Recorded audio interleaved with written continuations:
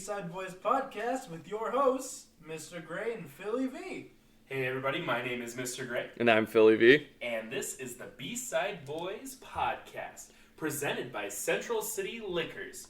And today there's special, again, just like Tuesday, Knob Creek. Make sure you head down to Central City Liquors, 1460 2nd Avenue in Des Moines. Pick up a bottle of Knob Creek, tell them the B-Side Boys sent you, and what happens, Phil? You're going to be getting 15% off your order, and that's like, what, bottles $49.99, so it comes out to about $40 roughly? Around there, 42, yeah. 59. Yeah. I mean, I'm not good at math. I teach 7th grade math, and we teach percents and tax also. People don't believe that. Did you know that? I did not. Do you guys teach tax? Yeah, we talk, it's a percentage, and well, people of always course, say, like, oh, Common Core math. They don't teach you stuff. No, we have a whole unit over how tax and percentages work. So, yeah, 42.59. Oh, awesome. Yeah, that's a 7th grade skill right there. Oh, no.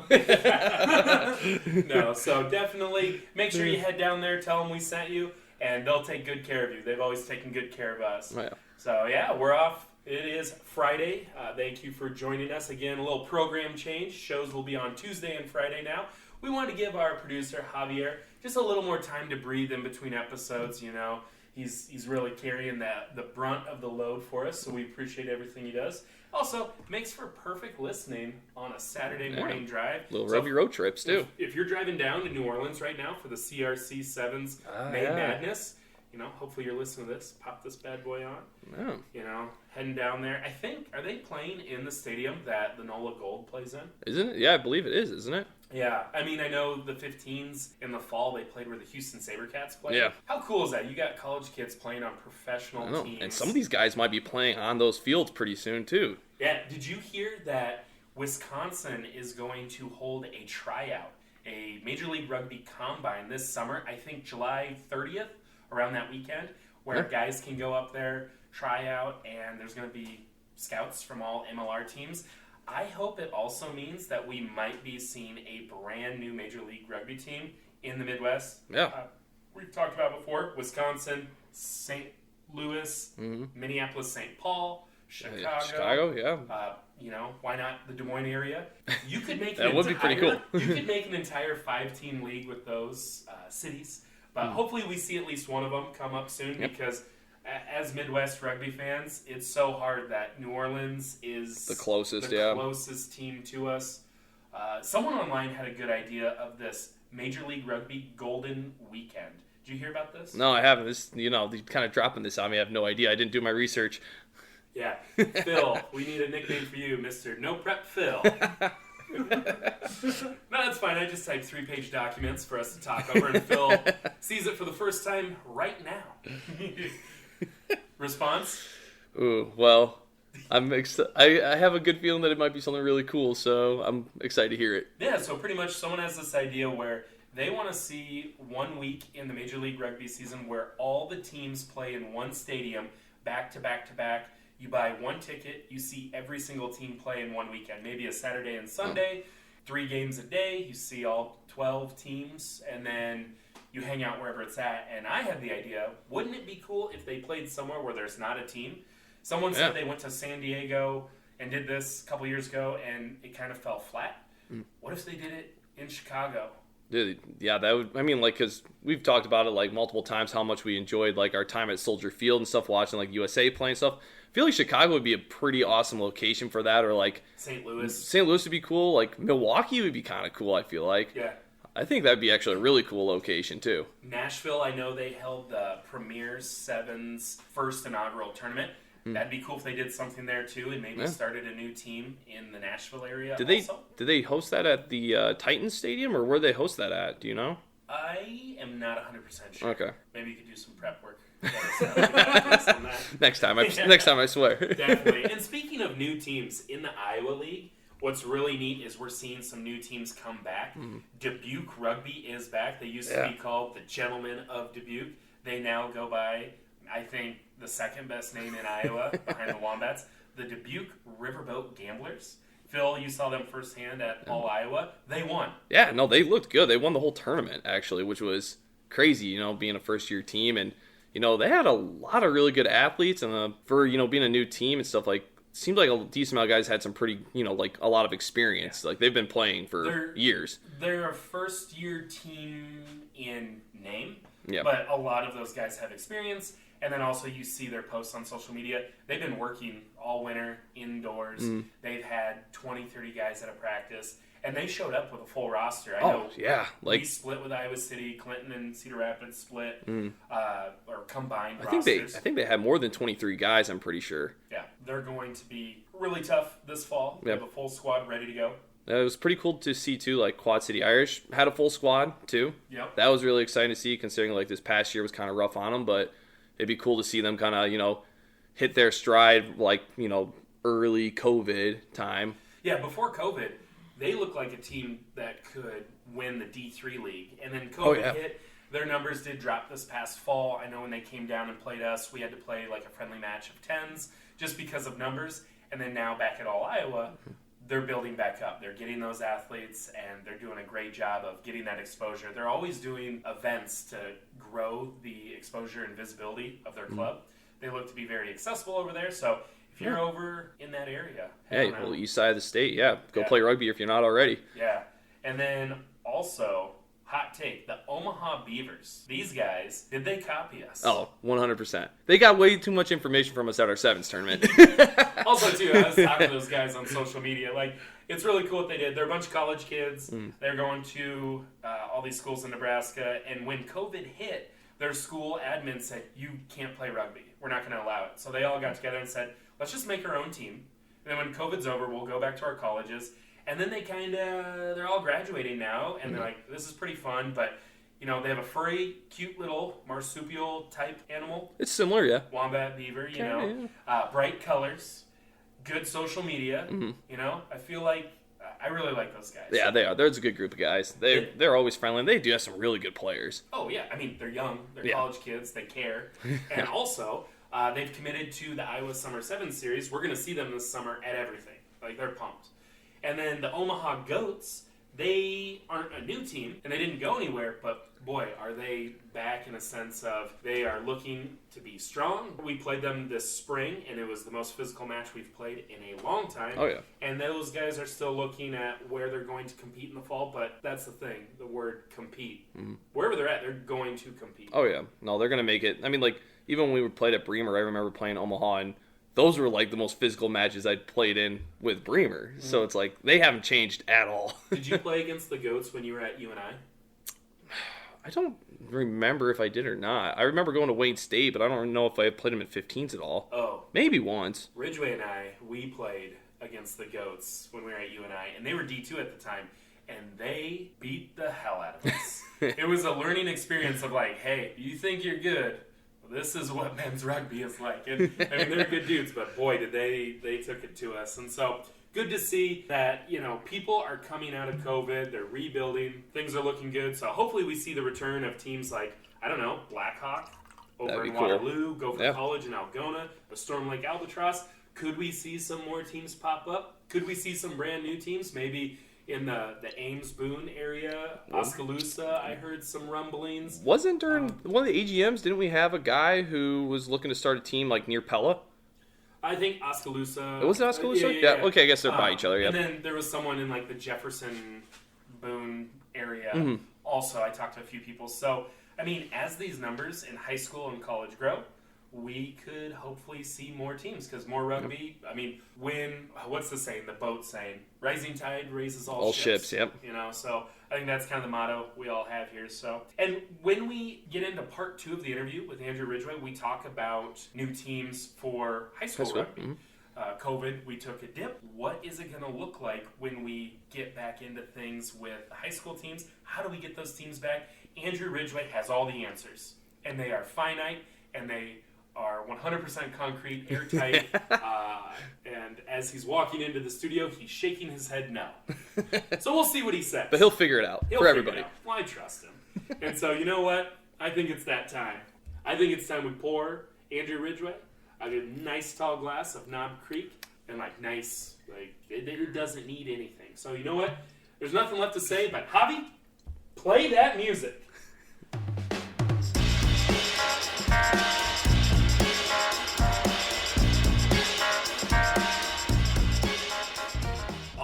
tonight, and we are here for part 2 of our interview with Ridgway.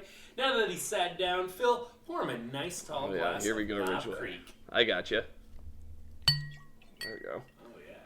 What would you do with, some whiskey like that? What's your favorite way to mix it? You wouldn't just drink it straight, would you? I'd probably You do do it whiskey on the Coke. rocks. Whiskey I was Coke's good. about to say whiskey. What would you do, Phil? Oh, dude, old fashions, 100%. Or Manhattans, they're like kind of the same thing. A funny story about old fashions. So one of our good buddies, Wes Moss, got married this past May, and it was like me, John Schwarty, S. Dot, some you and I guys were ever hanging out, and me and John got to the venue a little bit behind time, and I saw that Bo and S. Dot were already like tying some off, so I'm like, I got to get some drinks quick, and I go up and I get me and Bo an old fashioned each. Well, then next thing I know, like right when they're bringing them out, like, oh, we got to get seated, like they're starting pretty soon. So I'm like, well, I guess I'm going to have to like chug this quick. So I slam this old fashioned really quick and I just set it down. And the bartender looks at me. He's like, I have never seen anybody slam an old fashioned before.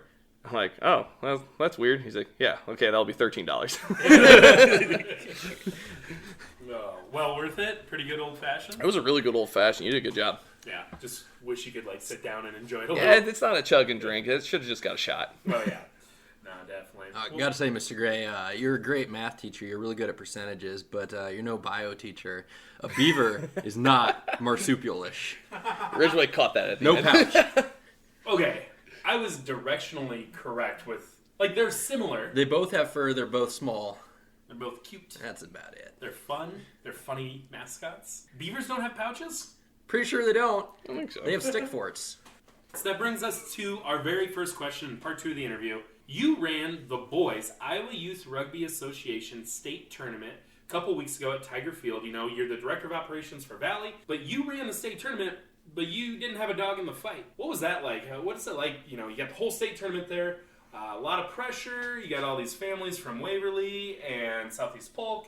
How did you manage it? Yeah, first of all, what a privilege to host the state tournament for all these people. It was probably almost 1,000 people all in one spot that I was kind of responsible for making sure they had a good time. And as part of the IOYRA, we've been trying to make a push to making rugby look more professional and kind of like a real varsity school sport that we can be proud of in Iowa. And so part of that is making sure we have a clean, good tournament. And rugby, I'm sure you guys know it's always been a very communal sport. So there's lots of teams that kind of linger on the sideline. You hang out in your camp, then you hop out on the field and you play. But one thing we're trying to do is kind of keep loiterers off the field, so that's a big part of my job, and keep everything looking crisp. And I got to say, every team that showed up did a great job of making rugby look good that day. We packed the stands, we sold out the concession stand, and I saw some really good rugby. Rugby in Iowa is growing. You have a lot of new kids trying it out for the first time, so some of the teams are really young that make it into that state tournament, and it shows a little bit on the field, but the cream rises to the top. And those last couple of games, especially like Fort Dodge, Southeast Polk, Waverly, Urbandale, Ankeny, those teams are looking sharp this year. We were talking about it like every single match in that tournament. I swear, especially the last couple was just down to the last couple seconds, nail biter, just super exciting rugby. Gray's giving me shit about it so many times. Every time I ever talk about it, I'm like, that's one of the best state tournaments I've ever been to. He's like, how many have you been to? I've been a decent amount.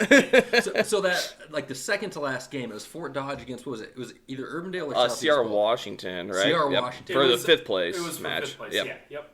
But it's Fort Dodge. I remember thinking the last 2.5 games were incredible. It was Fort Dodge was down by 3 tries. The other team got a yellow card, and in the last 2.5 minutes scores 3 tries to come back. And then the state final was incredible between Waverly and Ankeny. It was just back and forth the whole time. Came down to the last 10 seconds. Yeah. Yeah, and like you said, the quality of the matches, it's not like, oh, those matches were close, so it must have been good. No, it was good, and then that made it close. The teams were so well matched of athletes, coaching, the coaches coaching the players up, the skill. The restart kicks, almost every single one was on the money at 10. Oh, yeah. A kickoff up in the air, really high, 10 meters, and that was an offensive play for some teams. You didn't see that years ago. It was just boot it deep. So there was times teams would pump the ball to start the game, and it was it'll take too long to restart. No, not here. I mean, you got to tap it off your foot on a penalty, We got our lineouts, conversion kicks. I mean, conversion kicks, if certain teams make more, we would have had a different state tournament final. You know, so I think that's something that's really cool. And then, you hosting it, it did feel like I was up in the booth watching, you know, everybody was happy. I mean, as long as their team was winning. But no, a lot of great things. And how cool is that to have everybody come in to Valley to see it firsthand. So, well done. It was really great, like you said, not having a dog in the fight and just really being able to appreciate the rugby that was being played.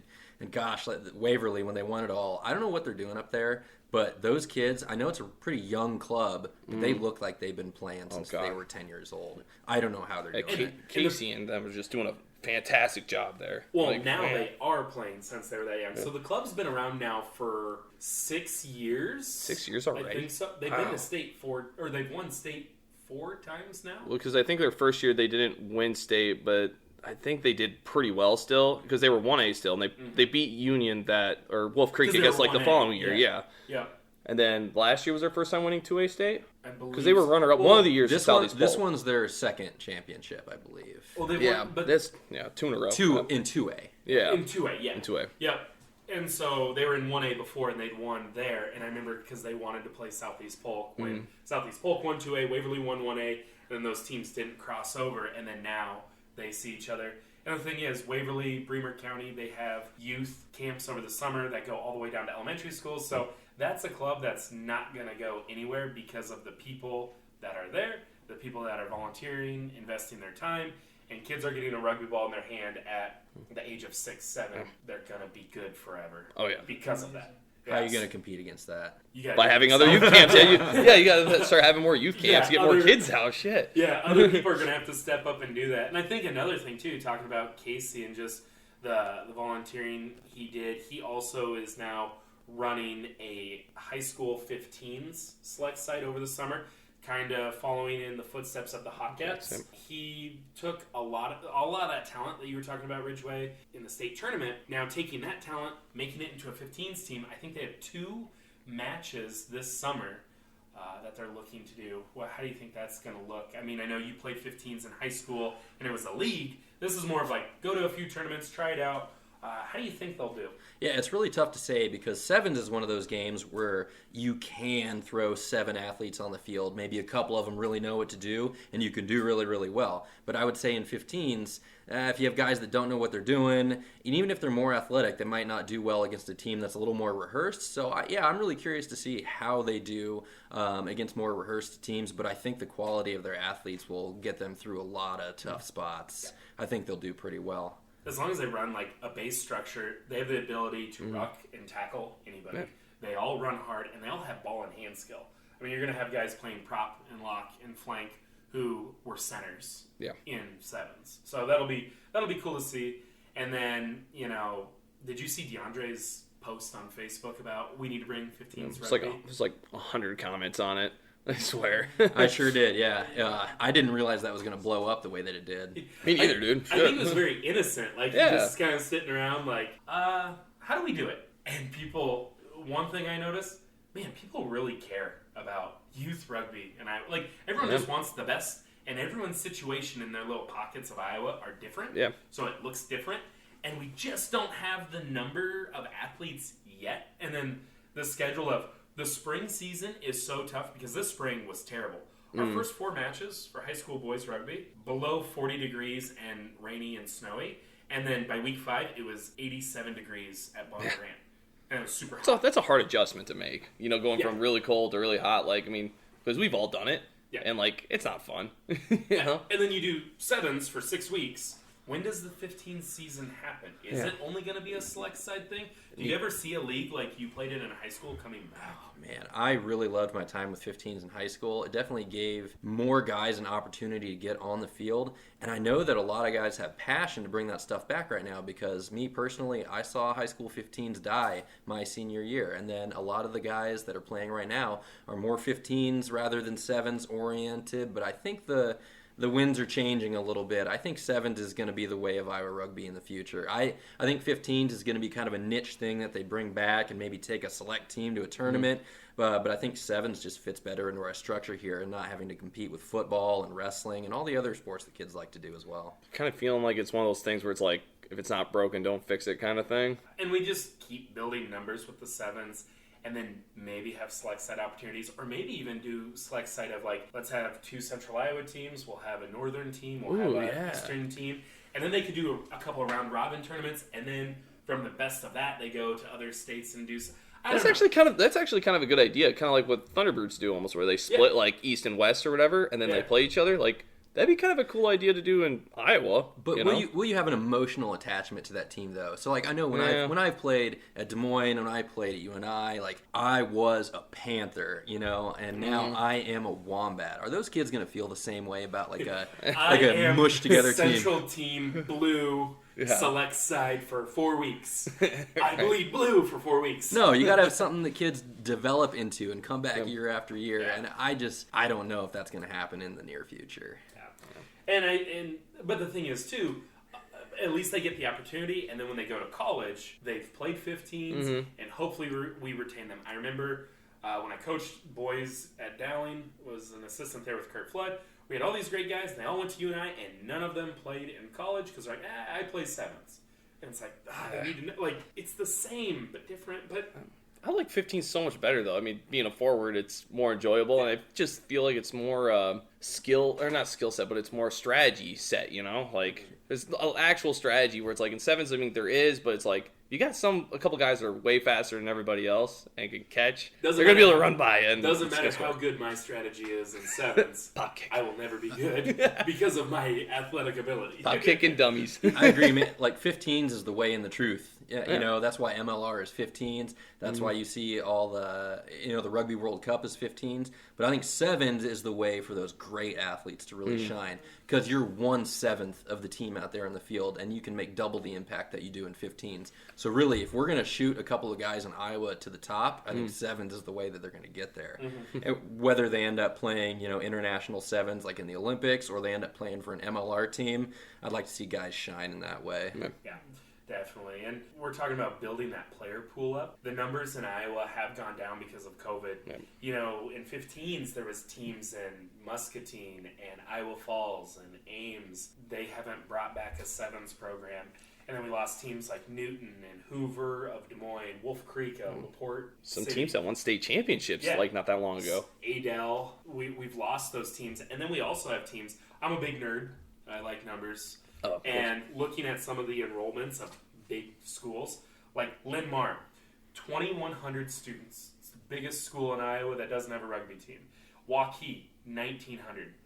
Waterloo West, 17. Davenport West, 1,700. Dubuque Hempstead, 1,700. Johnston had a team, lost it. Iowa City West, Dubuque Senior, Cedar Rapids Jefferson, Bettendorf.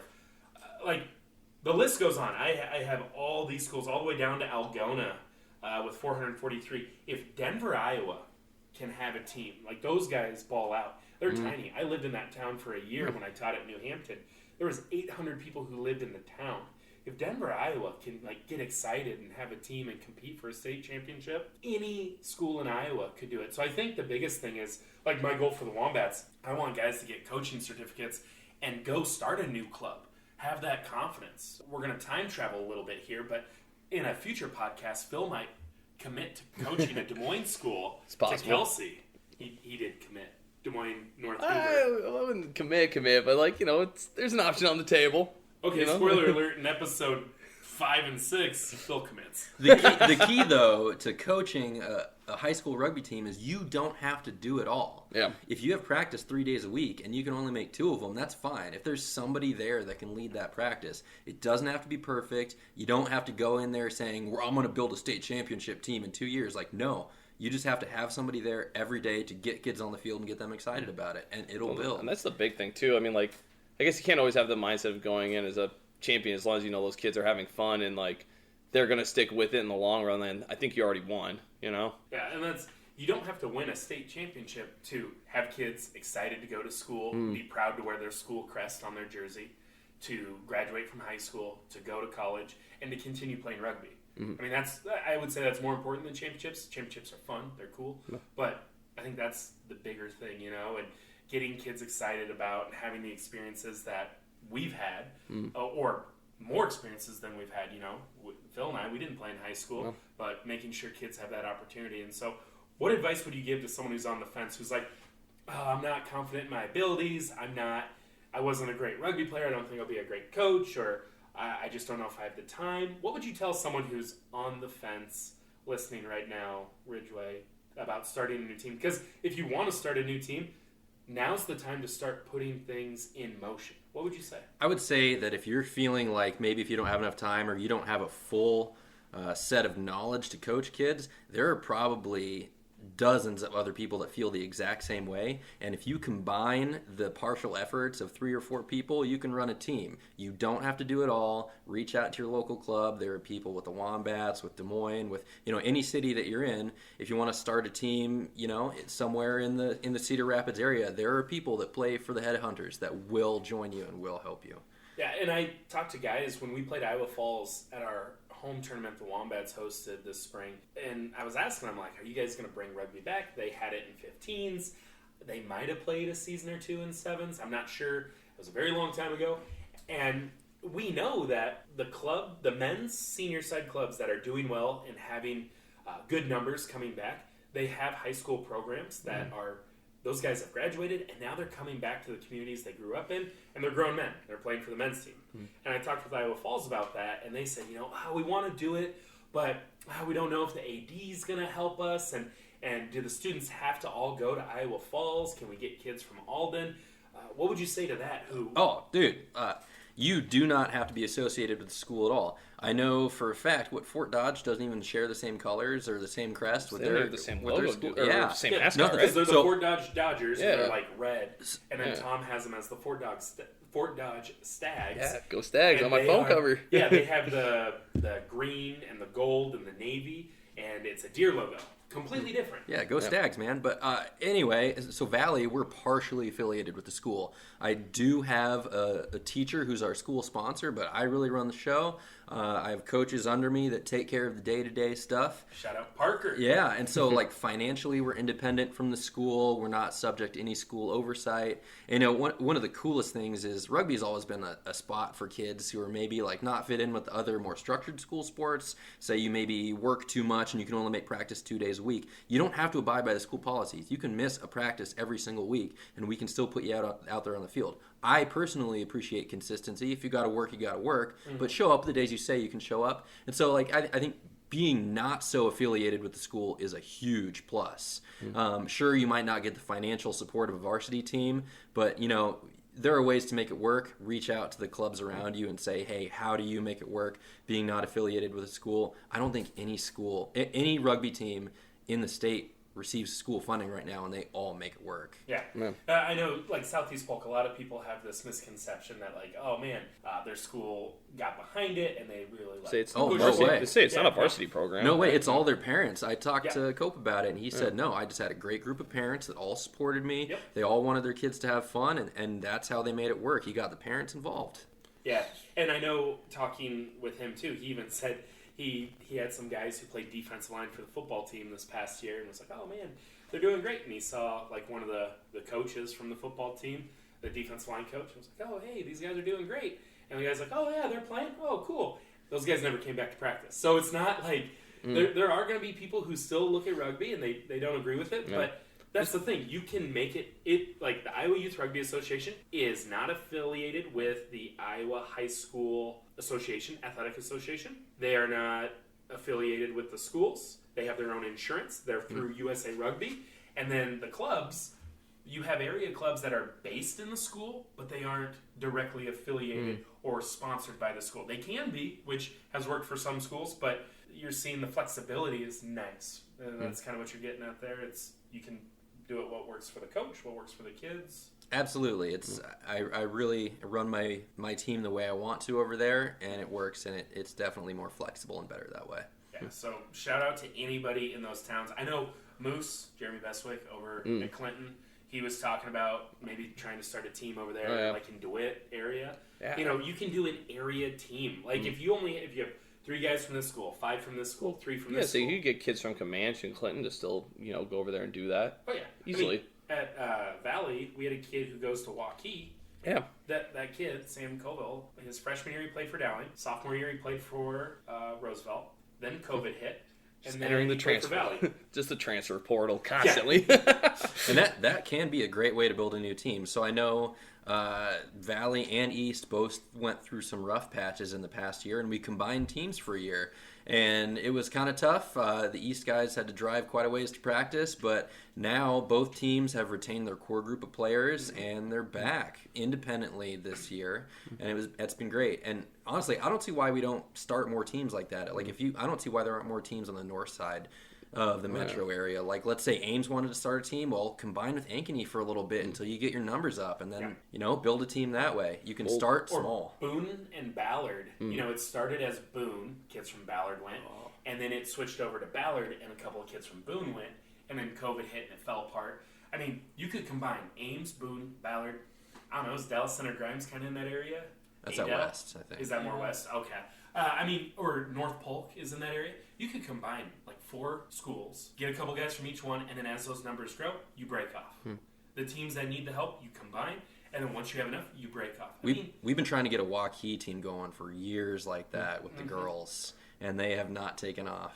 What would be exactly holding that back exactly? Is it like some sort of misconception with parents about like rugby and like for girls or boys or whatever and like being dangerous, or like what do you think's the problem there exactly? I think just maybe recruiting is the issue. Okay. I know it's hard to reach kids sometimes, especially being like a 30-year-old man trying to get a hold of like girls at a Waukee high school to start a team. I don't have any of the schools. I work a job. Like I work till 5, and so I can't really get into the schools. I can't be there right after school to like host a practice right there. So it's tough, and I think it's really a lot of times on the players to kind of bring that group in. So like I have had girls from Waukee join the Valley girls team, and they had a great time. And I was always like, hey, when are you gonna get a few friends together and start your own team? Like I'd help you out, but.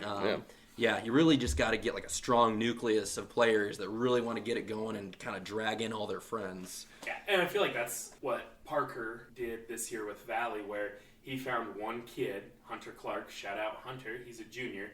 Dude is a workhorse in the weight room, plays fullback in football, and Parker knew people because he shoots like highlight videos. He does really good videos. For like football and recruits and things like that. He basically showed Hunter what rugby was all about. Hunter got a few of his buddies, and then we got a bunch of football players come out for Valley. And then they got a taste of rugby, they liked it, and they didn't really go out and recruit on their own yet. They were kind of just like, oh, we're here, and we had a core of like 6 guys who were really committed, and 12 guys total, and 3 guys got hurt. So we were working with 9 guys almost every single tournament. And then once they saw the state tournament in person, they are so motivated to recruit. They're like, this is fun, but oh my God, this could be so much more fun if I got this kid out. So once the kids have ownership, that's when I feel like it really takes off. Because like you said, if I go into a school and I tell kids like, rugby's so cool, listen to my stories and watch this video, they go, you're kind of old and you're kind of a douche. I don't care. But if the kid does it themselves and then they go, okay, this is cool, kids will listen to other kids more than they'll listen to us. And they'll be like, hey, get out of here, old man. I've done it before. I got like a folding table and I set out with my little recruiting posters at Valley at lunchtime, and I got kids to put all their email addresses on a line, and I got a few kids out of it but for the most part they all sit there and they go, oh, is this weirdo who's 30 years old hanging out outside the lunchroom, and I trying to get my email. Weird. I did not do that again. Yeah, that's why it was nice to have someone like Parker who understands like social media, and he graduated from Valley a few years ago. He's pretty young too, isn't he? How old's Parker? He's got to be like early 20s, right? Yeah, he is. Okay. Yeah. He's just so mature for his age. Yeah. You wouldn't even know it. Yeah. And what's cool too is that it kind of brings me into the next thing here. The kids that graduate from the boys season this year, they're 18, they graduated, they can play in the Iowa Summer Sevens series. Yeah. So we've had some recent graduates come out to Wombats practice for Carl. Sevens. Yeah, Carl, you owe me $100. Cut that, hobby. But no, those kids, they can play in the Iowa Summer 7 series. They can keep playing. Even if a kid is going off to college, you can play in the Summer 7 series, and then that'll prep you for college. So hopefully we see some of those kids trying it out, whether it be for the Wombats or for wherever they're at. Keep playing rugby. Yes. Yeah, that's what I would say. I don't think Ridgway is going to play the Iowa Summer 7 series.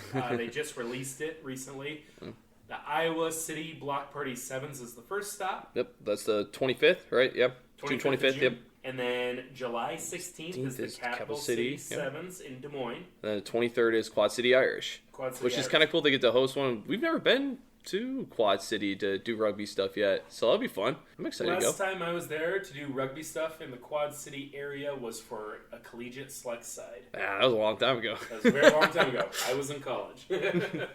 Oh, yeah. No, I'm excited for Summer 7s this year. I mean, like, it seems like there's a few less stops, but it'll be fun. Yeah, it's because there's leather balls. I forgot about leather balls. Mad Jacks, Mad Jacks 7s. It's a national qualifier for 7s. There's another national qualifier, I think, up in Wisconsin. Oh, yeah. And then there's also July 30th, if you're a UNI Panther, alumni weekend. And then August 6th is Irish Fest.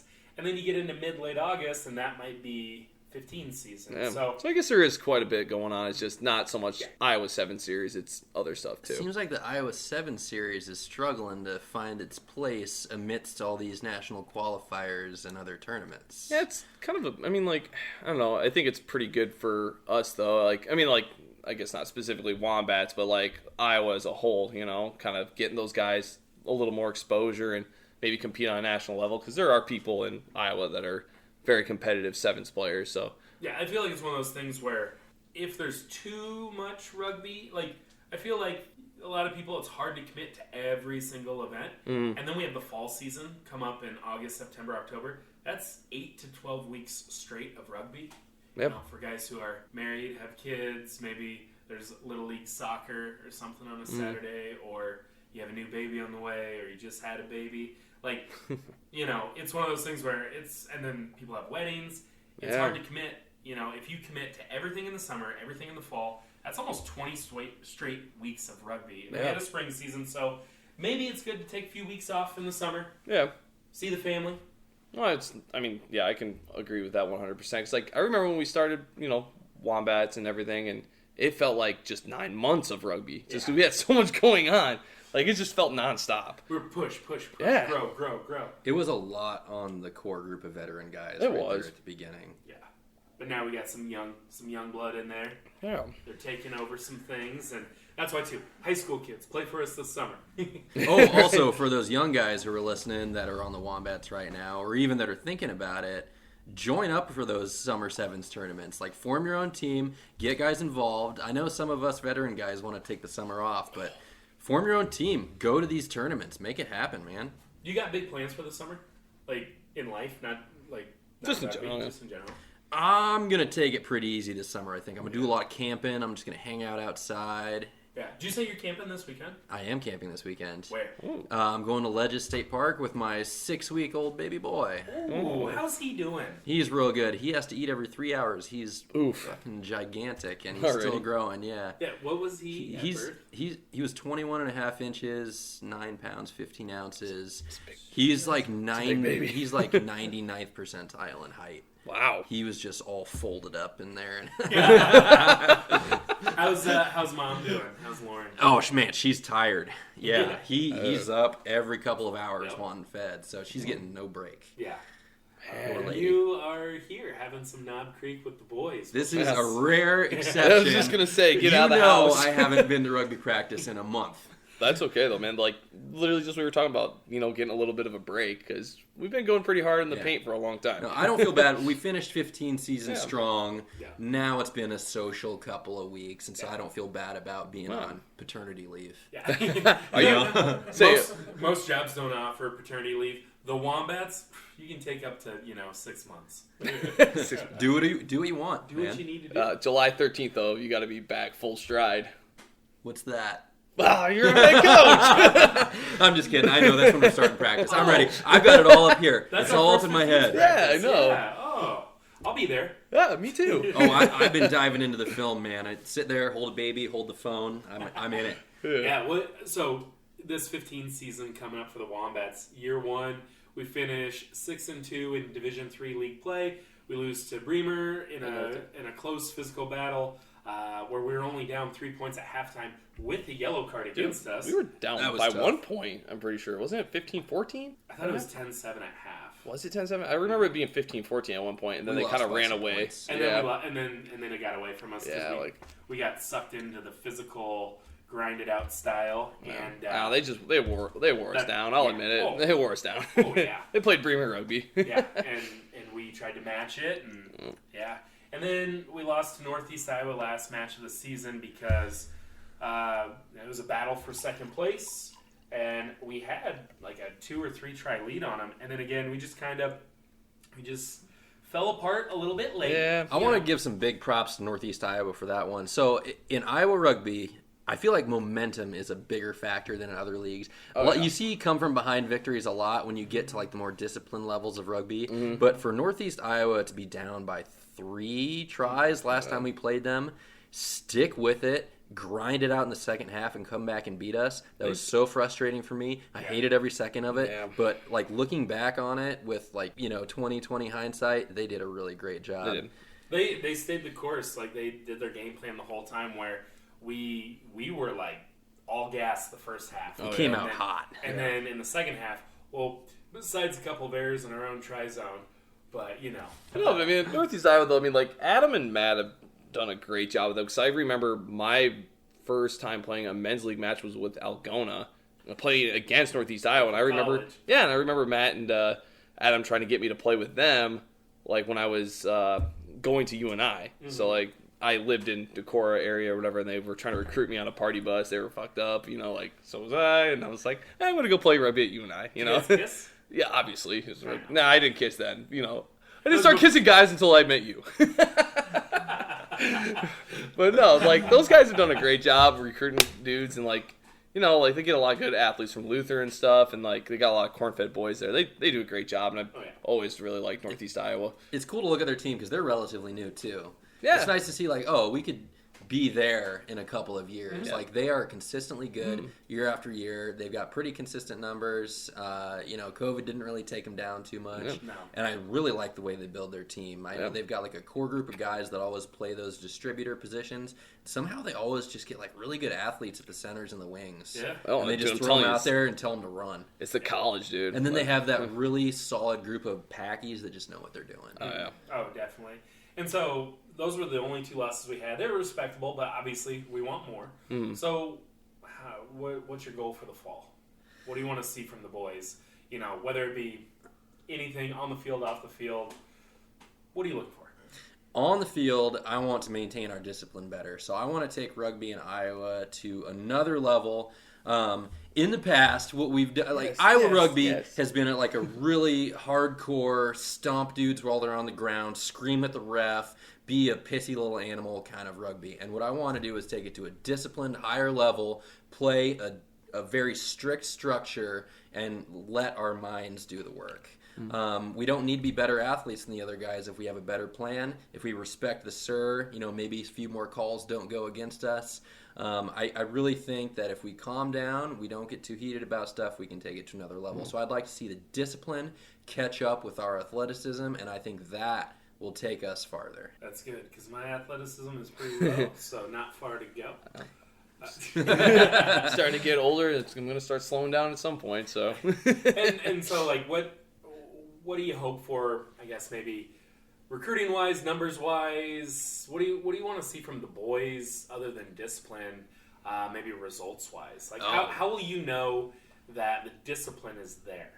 So what I would like to see, last season we kind of waned toward the end of it. We started off with like 40 guys at practice, and we ended with maybe 16 guys at the last game. What I want to see is strong numbers all the way through, fresh legs coming in. I think with fresh legs, we don't... Fresh legs, we don't lose a game this fall. Mm-hmm. If we have guys there every time, even if it's not the same guys, if you got a wedding, if you got a kid's soccer game you got to go to, that's fine. Bring more buddies to practice. If we got 45, 50 guys on the roster, we can fill our jerseys with athletes every single week and ram it down any team's throat. Yeah, and I think, like, that's huge for a team where when you have to make a difficult decision of who's number 23, sometimes you have a top 23 because you have 23 guys. I want to have a top 23 where it's like you earn that 23rd spot. And there is a 24th, 25th, 26th, 27th, 35th guy who it's like, you know what? They did earn that over me. But if 3 people have to leave for a wedding, next man in. Yeah. And you don't lose that structure. You don't lose that pace. You still have a solid roster. And then also, it's a long season. Yeah. You know, guys are going to get banged up. Injuries and stuff. Yeah, I mean, we saw that this season. So. Yeah. And you need guys that, hey, next man in, you're doing the same job, and you need to do it just as well. And I think you saw that, too, when all 3 of us were at Bremer County and we made that run to the national final.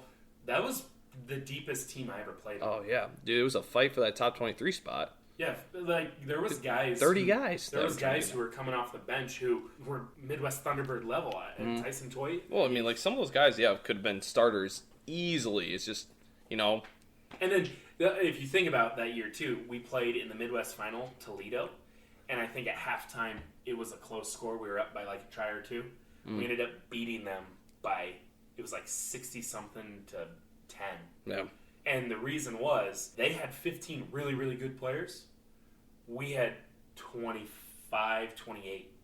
And we used all 23 players on that day. And then by the 60th, 70th minute, their 8-man was like, I don't want to run anymore at this defensive line. They tapped out. And I think, like you said, Ridgway, that's what it comes down to. Just keep running it down. We have a full roster, so... That depth is lethal. It's not even about, like, oh, I run the system one particular way, I distribute it a certain way. It's like, no, we run a system. It doesn't matter who we put in there. So, like, guys don't realize, like, just because you don't make that top 23 one week doesn't mean you're not going to be in it for the rest of the season. How sweet would it be to get halfway through the season, be undefeated, and say, the next game's not going to be too tough. Let's sit 8 of our starters. Yeah. Let's all of us just sit and let other guys play and still kill them. That'd be nice. And, like, yeah, you don't have to be relied on. And it's like, nothing worse than sending into the group chat. How many clubs know this feeling?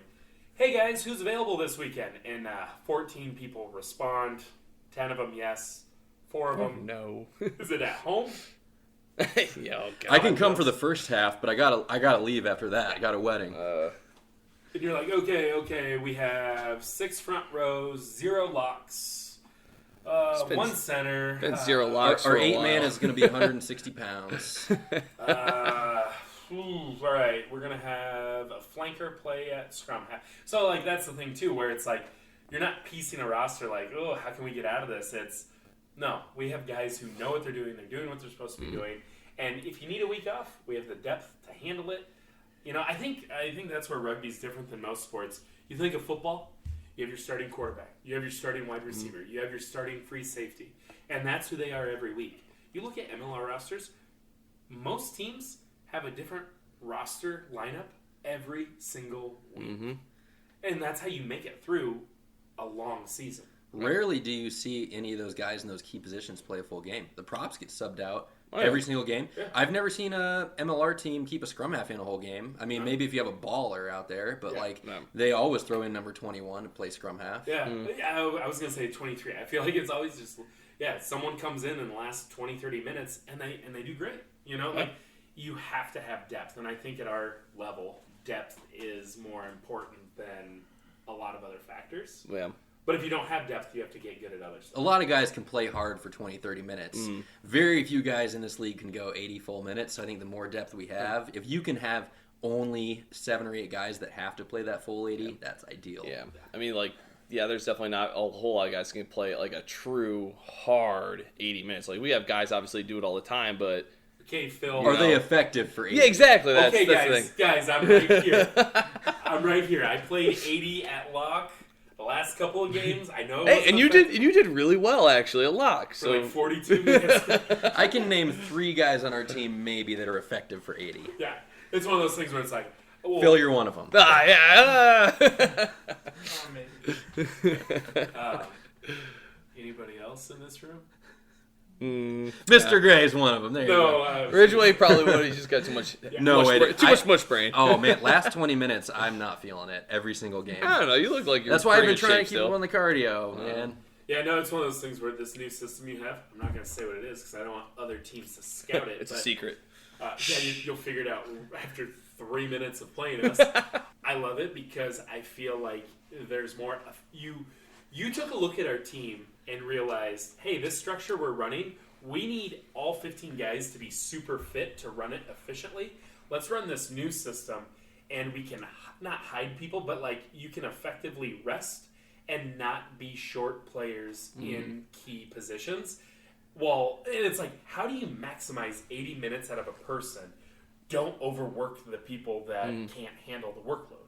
And you, like, that's where you come in as a coach, and it's like, thank God you did that, because I feel like last time we played, my cardio is not where it needs to be, but yet I was able to play longer because of your structure, and that actually takes thought. I mean, like, and all the things you sent us and stuff too have been extremely helpful. And like, I mean, I don't know, we tested in the spring and I thought it went really well. I think the key is going to be sticking to it and letting the system work itself out. Let's move that ball in the way that we have described without giving too many details, and let the holes open up in front of us. Yeah, I do know there was a couple times when we played, I think Iowa Falls, where I was in a position I'm not normally in, and there was space that I didn't normally see, and I got really excited and I undercut a backline player for a ball because I'm like, oh, this is so cool. And you even looked and you're like, that wasn't yours. And I'm like, oh. And it's going to take time to get there. And I think, it'll be fun. The greatest thing about what we've figured out is it doesn't have to be perfect every time. Yeah. Is there's room in the system in every single one of our attack areas for slack. Yeah. And that's where I think we're going to excel, is providing slack for our guys to make mistakes, to be tired, and still be effective. Because before in that, the previous system we ran, there was no room for slack or someone like, oh, I'm stuck in a ruck. I can't get to the next pod. Yeah. I can't recycle. Well, if you're not there, we're going to turn ball over. Where now, okay, maybe we don't have as many options, but we're not going to lose that ball, and then we can try again. Yeah, the 1-3-3-1 is what you're talking about. What else would we be running, Ridgway? The teams that run the 1-3-3-1, example, Bremer, if you can do it well, you do it really, really well. They do it really well. But if you can't bring that level of competence and excellence and cardio to the 1-3-3-1, you might as well not be doing it. And that's why we stopped. And that's why we're doing something different. We'll Speaking never of different, You can cut that if you want. do you want to polish off the rest of this Knob Creek? Yeah, you might as well. There you go. Oh, just me? Well, All right. Well, hey, Ridgway, speaking of 80 minutes, I think we could go another full 80, but Oh, yeah. we know you've got a family at home. We appreciate you joining us. It's bath night. Oh, all right. So, no, thanks for joining, man. That was a lot of fun. I had a blast. Thanks, guys, really and also appreciate it. thanks for this excellent Knob Creek. We killed it tonight. dude, Yeah, yeah, we the actually bottle. really down that. Yeah. Quite a bit, actually. It actually tastes better every sip. Yeah, Like, that's empty. It's empty. Yeah. I'm not a whiskey guy. Thank you, Central City that's Liquors, decent. man. Yeah, definitely. So, thank you, Ridgway. I'm sure we will see you soon. Tomorrow morning, right? Yeah. I'll Tomorrow try morning, to make CrossFit, it- baby. I'll try to make it to CrossFit tomorrow morning. Cheers, boys. Cheers.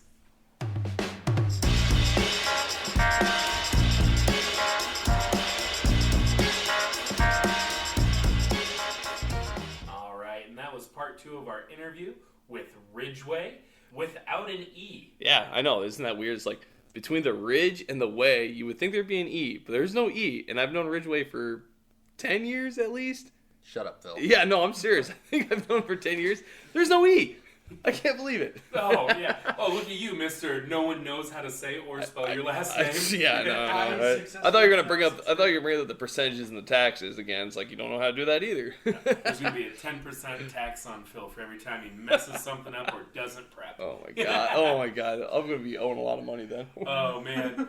No, that makes it also hard when you text Ridgway and you're like, hey, what's up, Ridge? Do I, like, Get a message for 2 days later. that? And also, like, do you put an E at the end of it. It doesn't make sense to just RIDG. I don't know. Life is tough. It is hard. But you know what else? It's Friday. Tomorrow, the CRC 7 starts. Yeah. So, again, we've posted that on social media. There's 7 teams from Iowa, and then Wayne State makes 8. That's so crazy. There's so many local connections. So just good luck to everybody. And if you're listening to this, turn on the Rugby Network app or CBS Sports Network on your TV. Go to their website, find the schedule, because not everything is going to be filmed, but if you can watch some rugby with some Iowa people at a very high level, what a great experience for these college kids. I feel like we focused a lot on it, but it's because it is such a cool opportunity. It's the biggest sevens college tournament in the country.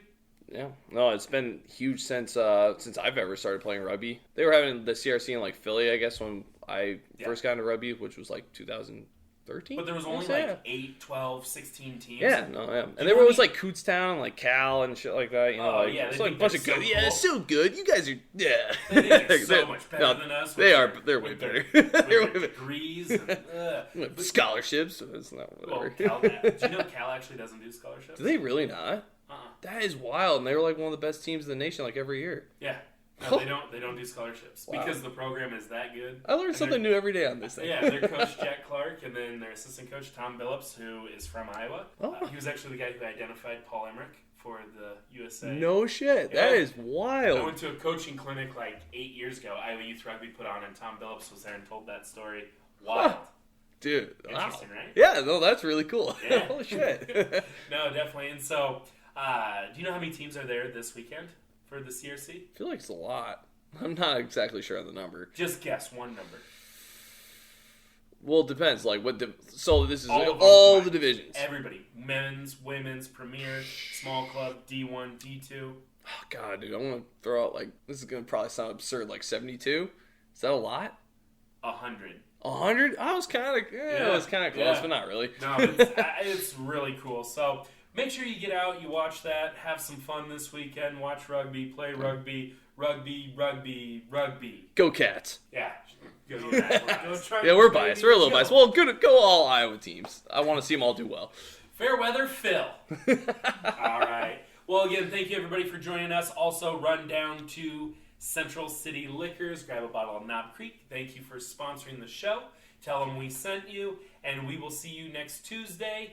And Kelsey McDowell is going to be our guest for next Tuesday and next Friday. Yep, she's going to be at the national tournament too as well. She's going to be in NOLA with her Iowa State girls. Yep. Hoping the best for them. They're going to be national champions, hopefully. Yep, and we can say that because, there's no other Iowa team in their bracket, so... Yeah, exactly. Go them. Yeah. And UNI's going to win their premier, League One, so it'll be fine. University of Iowa's in that one, too. No, I said UNI. Did I say UNI? I might be a little drunk. Yeah, no.